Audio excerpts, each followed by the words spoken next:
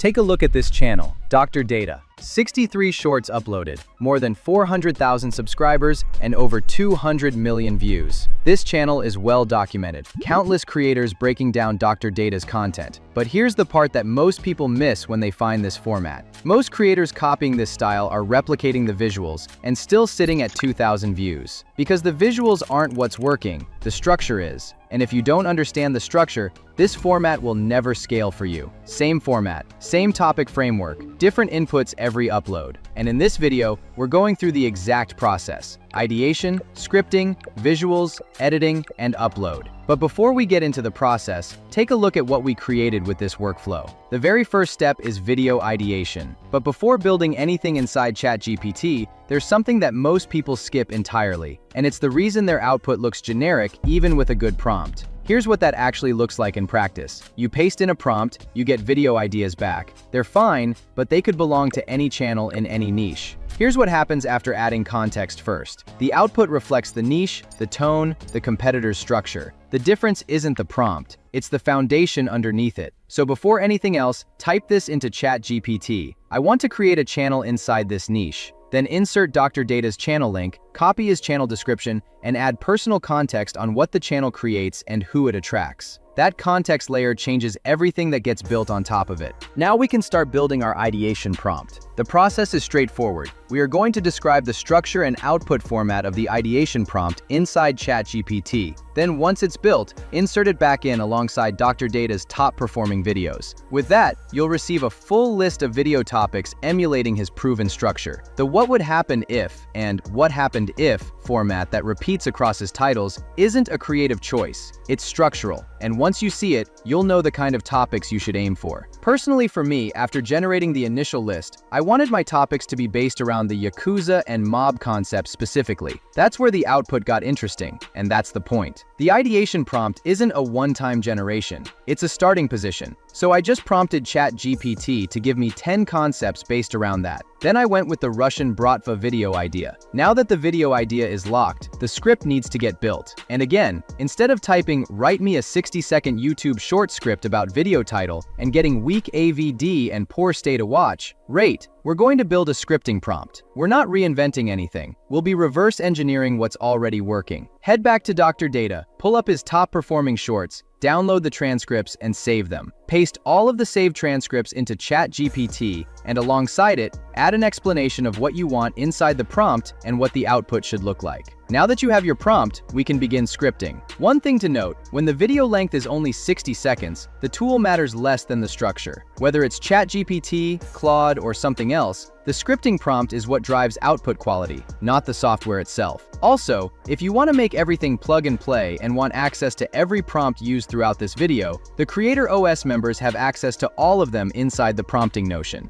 First link in the description to get access. Insert the scripting prompt into ChatGPT alongside the video information. With Dr. Data's transcript structure now embedded into the prompt, the output reflects his format, not a generic AI script. Both our video ideation and script is locked. Next up, visuals. This is where most people assume the complexity lives. There's one step here that almost every tutorial on this format skips, and it's the reason most copycat channels lose visual consistency by scene 3. Before any scene prompts get built, the skeleton avatar needs to exist first. Here's why this matters more than it seems. If the avatar shifts face to face across scenes, retention drops subconsciously. Viewers don't consciously register it, they just feel like something's off and swipe. So consistency isn't aesthetic, it's performance. Head over to Dr. Data, find a video with a clean, full body shot of the skeleton. The skeleton should be in its original state, no aesthetic, no outfit. Screenshot it. Get a clean face shot and a clean body shot. Then head back to ChatGPT, plug the face shot into the image to JSON GPT, and grab the JSON. Then head back into the main conversation and paste the JSON alongside both screenshots. And then type out something like, "We need our skeleton avatar prompt optimized for Nano Banana." Here is a screenshot of the actual image of the skeleton, as well as broken down JSON, create a prompt ready for the Nano Banana image generation model. Then head over to Flow, select Nano Banana Pro, set the aspect ratio to 9:16, insert the avatar prompting alongside both screenshots as reference material, and generate. If the face looks right but the full body isn't there yet, just prompt Flow to generate a full body shot referencing that face. Avatar is locked. Everything built after this references it. Now that we have our skeleton avatar, the script to image prompt structure needs to get built. So let's head back to Dr. Data and watch a few top performing shorts and just observe. The mood, the visual language, the way scenes transition, the color palette. The better the mental description going into ChatGPT, the better the image prompt output coming out. Once you have a good idea of what Mr. Data's visuals look like, type something like this into ChatGPT. I want to create a script to image prompt optimized for Flow's Nano Banana feature. Stylistically, a strong mix between extreme realism and a Zach D. Films video game feel. If there is anything that I missed descriptively, add it yourself. That style description is what separates generic image output from something that holds visual identity across every scene. Now our script to image prompt is finally built, so let's get our scenes generated. Grab the script and paste it in alongside the prompt, and you should receive around 10 prompts. Head over to Flow, Nano Banana Pro Generation Model, 9:16 aspect ratio. Insert the first scene prompt and generate.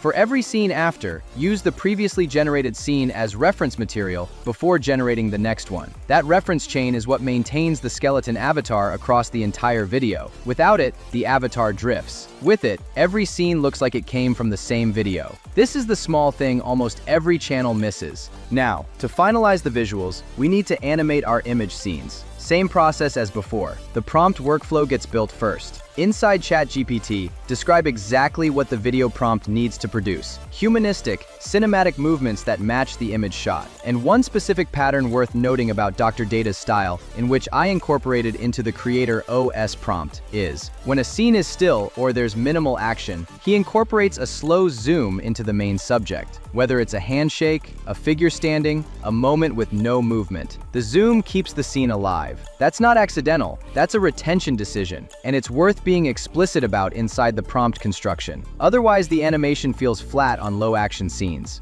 Once the image-to-video animation prompt is generated, input all image scenes, as well as any other information about your video, and generate the video prompts. Then head to any software that has VEO 3.1. I will be using Higgsfield, VEO 3.1's generation model. Inside, make sure you set the aspect ratio to 9:16, and insert the first image scene alongside the prompting and generate. Repeat for every scene. Same model, same ratio, matching prompt. Once all scenes are generated, it's time to produce the voiceover. 11 Labs is what's being used here. The voice I'm going with is Alex, since the tone is closest to Dr. Data's style. Also, before generating, make sure the model is set to V3. On short-form content, every second of tone matters. V3 is the most emotionally delivered model, and it shows in the output. Insert the script, format it, generate. Now to edit everything together, insert the voiceover first. Cut any dead space. Silence in short-form content kills retention fast. Align the scenes with the voiceover. Make sure what is being depicted is also being shown. What I'm using for transitions are glitch-ins and slide left. They are clean and they work well for this format. And if you remember from when we analyzed Dr. Data's videos, he also uses these transition styles in certain parts. Also, make sure to add captions through the auto-generate feature and choose a style that matches the visual energy. For sound design, two types were used: a bell ding for any timestamp mention, a year or a day,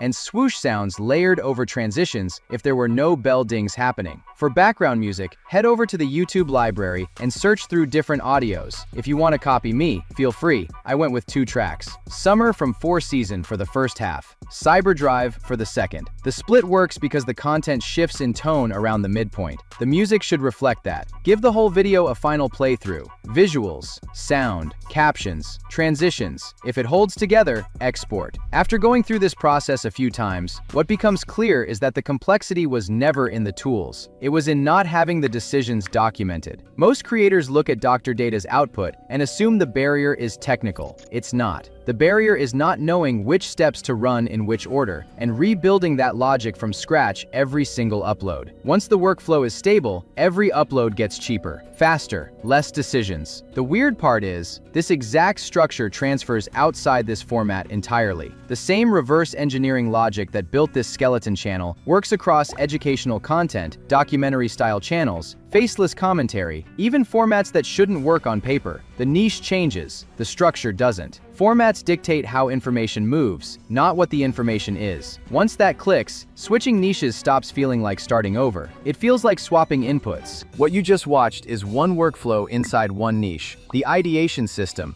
the avatar build, the reference chain logic, the prompt sequencing. And none of that is complicated once it's documented. But building it the first time, figuring out the order, the dependencies, the small decisions that actually affect performance, that's where most creators lose months. Inside Creator OS, these workflows are already broken down across multiple formats. So when you test the next niche, you're not rebuilding the process. You're running a system that already exists. Because here's the real cost most people don't calculate. Every time you switch formats and start from scratch, you're not just losing time, you're losing momentum, you're losing consistency, and eventually, you start questioning whether the niche was the problem, when it was the structure the whole time. That's the difference between creators who scale and creators who get stuck. If you're tired of rebuilding workflows every time something starts working, if you don't want to guess your way through another niche from zero, Creator OS is where we teach you exactly that. How to apply our system across any channel in any niche without starting over. Check out the first link in the description or pinned comment. Thank you for watching. See you in the next one.